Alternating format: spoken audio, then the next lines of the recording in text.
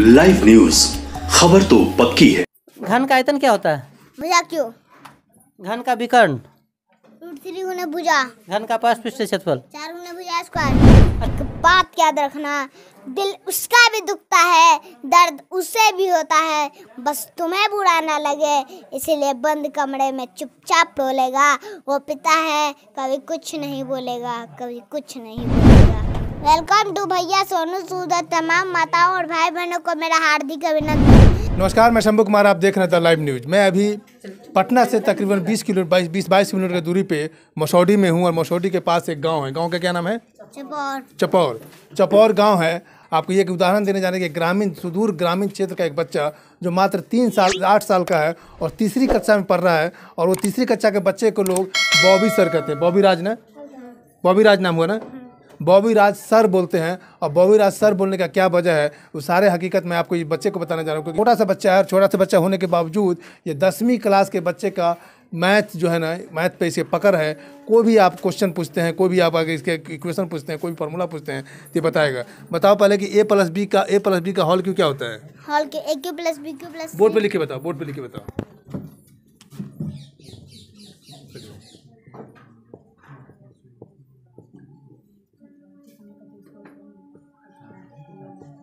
आप देख रहे हैं a + b का हॉल क्यों मैंने पूछा, ये बता रहा है, लिख रहा है a³ + b³ + 3a² b + 3ab²।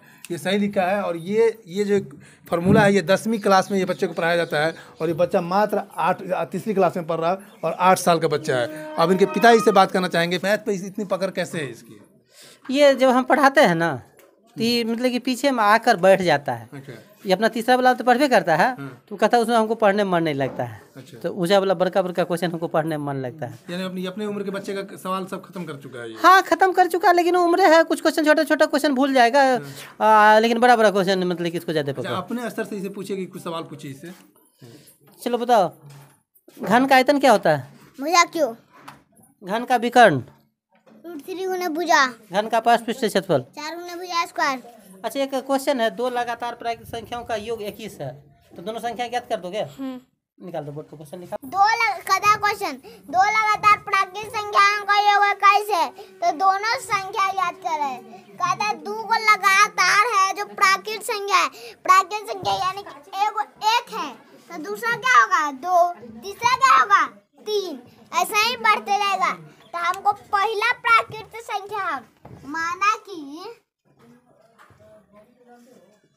पहला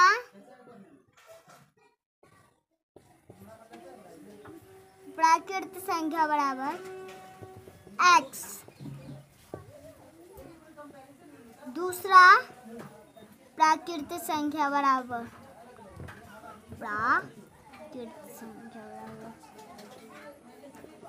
एक हो गया x, तो दूसरा प्राकृतिक संख्या होगा x + 1। और क्या कहता है प्रश्न से आगे कहता है का योग जो है 21 है, तो इस दोनों को जोड़ देंगे x + x + 1 = 21। अब x और x को गुणा करेंगे तो 2x + 1 = 21। अब x को इधर भेज देंगे तो 2x = 21 - 1, 2x बराबर 20। 2 से कटिए 20, 10 बार में x बराबर 10, यानी कि पहला प्राकृतिक संख्या बराबर 10।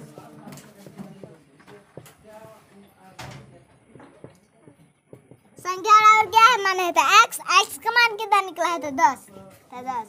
फिर लिखेंगे दूसरा प्राकृतिक संख्या बराबर x + 1।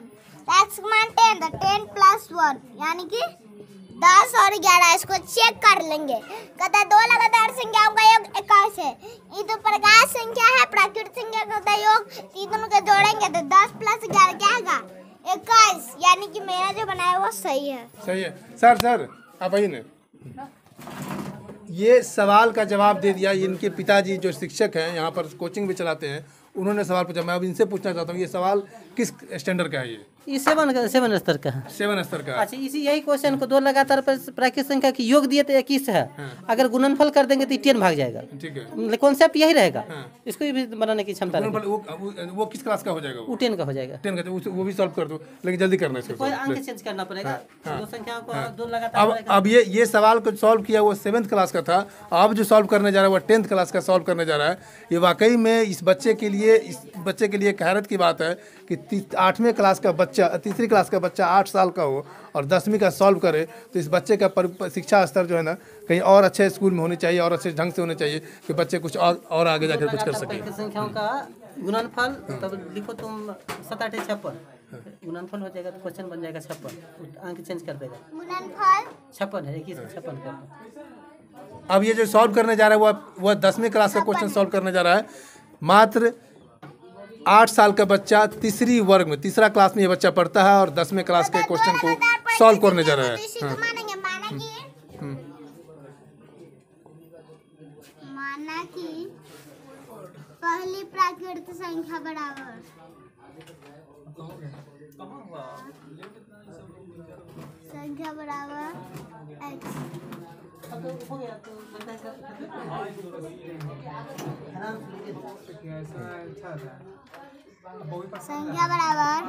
प्लस, अब कहता है इसका गुणनफल यानी कि इसको गुना करना है हमको,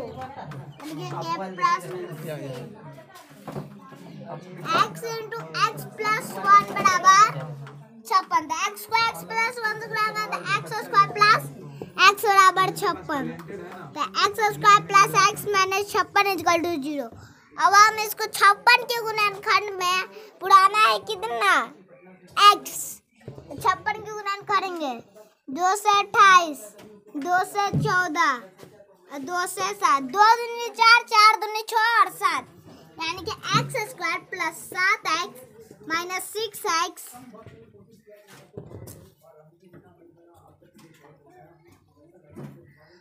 यहाँ पे 2 दूनी 4 और 4 दूनी 8, मिस्टेक हो गया था, यहाँ पे 6 बोल दिया तो 8।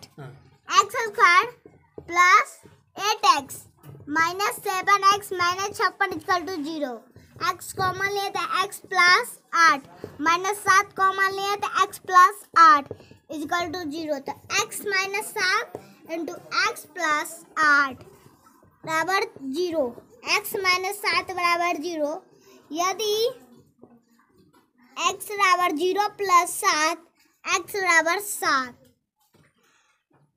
यदि x माइनस 7 बराबर 0।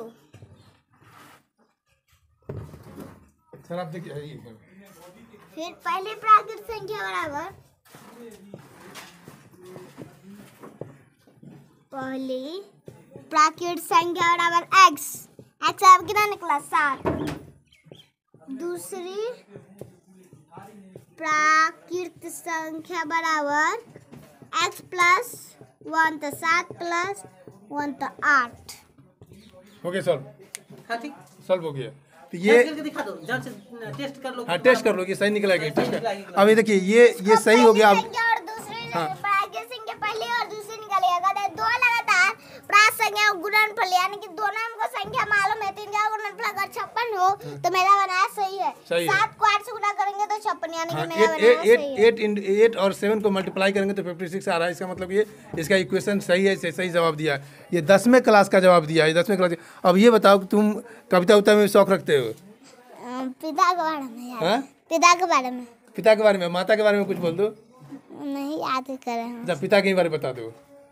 हम बड़े हो जाने से समझदार हो जाते हैं। हम बड़े हो जाने से समझदार हो जाते हैं। उस इंसान से कोई गलती हो गई तो जोर से डांट लगाते हैं। भूल जाते हैं कि उसने मान लिया क्या क्या किया है। किसी से ठीक से बात ना कर पाए तो शर्म आती है। एक बात याद रखना, दिल उसका भी दुखता है, दर्द उसे भी होता है, बस तुम्हें बुरा ना लगे इसीलिए बंद कमरे में चुपचाप रोलेगा। वो पिता है, कभी कुछ नहीं बोलेगा, कभी कुछ नहीं बोलेगा। अच्छा, तुम इन फ्यूचर क्या बनना चाहते हो, क्या करना चाहते हो? वैज्ञानिक। वैज्ञानिक ही क्यों बनना चाहते हो? मैथ अच्छा इसलिए। संधि क्या होता है? संधि दो वर्णों का मेल से जो विकास उत्पन्न होता है उसे संधि कहते हैं। समास किसे कहते हैं?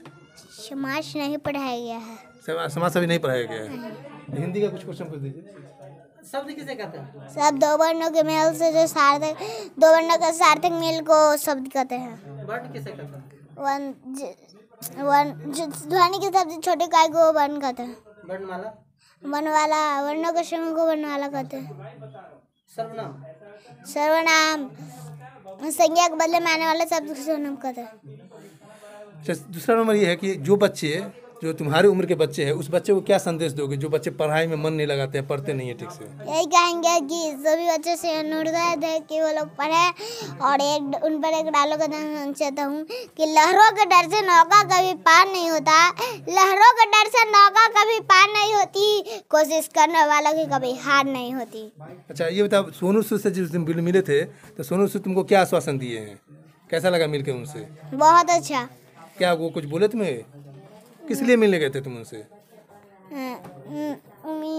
वैज्ञानिक हमको बनना था और वैज्ञानिक बनने के लिए इतना पैसा नहीं हो पाता इसीलिए। और वहाँ पर तुम स्टेज पे क्या बोला था? सोनू सूद के सामने बोल ली, क्या बोला था? वेलकम टू भैया सोनू सूद और तमाम माताओं और भाई बहनों को मेरा हार्दिक अभिनंदन। आज मैं अपने आप को बहुत भाग्यशाली समझता हूँ कि मुझे यहाँ पर कुछ बोलने का मौका मिला है। ये तो भैया सोनू सूद और भैया मनीष कश्यप के द्वारा दिया गया हिम्मत है। इन्होंने तो हम जैसे बच्चे को आगे बढ़ने की हिम्मत ही नहीं बल्कि एक पिता की तरह हमारे सिर पर हाथ ही रख दिया है। लाइव न्यूज, खबर तो पक्की है।